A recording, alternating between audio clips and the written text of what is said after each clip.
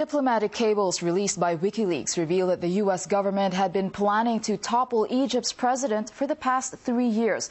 The files show Washington had been secretly backing leading figures involved in the Egyptian uprising. And it comes as dozens of people have been killed in violent anti-government protests. Well, let's get more now from RT's Paula Sleer, who's in Cairo for us. Well, Paula, can you just give us an update on what the situation is like in the country right now? Well, despite the fact that a curfew was imposed here some 5 hours ago, thousands of demonstrators are still out on the streets in direct defiance of it. Now, so far, more than 100 people have been killed as mobile clinics throughout the city continue to operate. They're treating wounded, many of whom are reporting that they were beaten by police after being arrested. Now, one of the most worrying developments today, Saturday, in the last few hours is that of looting. The Cairo Museum was looted, with mummies there being ransacked. We're also hearing reports from a number of neighborhoods where people say that their homes were broken into and goods stolen. Now, the Egyptian president, Hosni Mubarak, has tried to address protesters' demands by appointing for the first time in 30 years the country's first vice president. Now, that is Omar Suleiman, who used to head the intelligence here. At the same time, the new Prime Minister, Mr. Ahmed Shafiq, he's a technocrat and he's from the aviation industry. He's been tasked with forming a new government. But speaking to protesters, these moves are not going to do a lot to pacify them. They say they want nothing short of the president himself stepping down.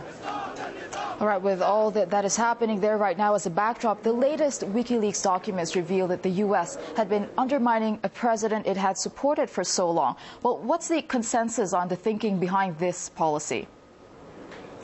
Well, the relationship between the United States and Egypt has always been a complicated, contradictory one. The WikiLeaks documents refer to cables as far back as 2007.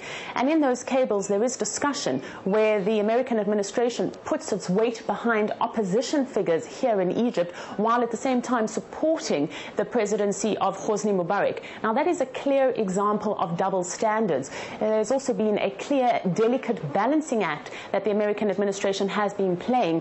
We've seen, for example, in public, the President Obama embracing and supporting President Mubarak, but in private, from these cables, we understand that he has taken him to book.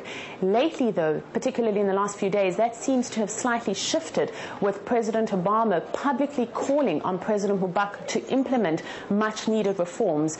Now, some of these cables refer to Omar Suleiman, who has just been appointed the country's new vice president. They say that he makes, to quote the leaks, an attractive alternative to Mubarak. But analysts here say that Mubarak would only have appointed Suleiman if he trusted him, if he was, to quote them, rock solid. The other point that analysts themselves have been discussing is the question of just how spontaneous these demonstrations in fact were. Let's have a listen then. It's obvious that the US and the UK are behind the recent events in Africa. They don't care about destabilising the situation, the sufferings of millions of people, or any potential war that would make living in those countries impossible. We all know that a major transport oil pipeline is running through Egypt. The US only benefits from higher oil prices, as all global gas and oil trade is carried out in dollars. Thus, dollar demand is only growing. I don't believe in spontaneous revolutions when hundreds of thousands, millions of people come out onto the streets at the same time, taking into account there's been no serious or immediate change to their standards of living. For these demonstrations, they need coordination, support, leaders getting money from foreign secret services. Now, there's no denying that the demonstrations we've seen this week here in the Egyptian capital have in part been inspired by what happened in Tunisia earlier this month. There seems to be a message of hopefulness in the Arab world that if you really put your heads together and your actions together, there is the possibility of overthrowing dictators. There have been rumors floating around in the last few hours, difficult to independently verify them, but they suggest that Mubarak's son Gamal, who he has been gearing up to take over the presidency after him, has in fact travelled to England with his mother, Mubarak's wife, Suzanne. But as I say, we have no way of verifying that, at least not now. As I'm talking to you, there is still this acrid smell of tear gas in the air. There's still the occasional shoot of gunfire and bullets being fired. But aside from that, really, the city has come to a standstill. Cairo tonight, Saturday, is in a standstill as thousands of demonstrators take to the streets and their protests and their demands continue. All right, thank you very much for the update. RT's Paula Sleer talking to us from the Egyptian capital, Cairo.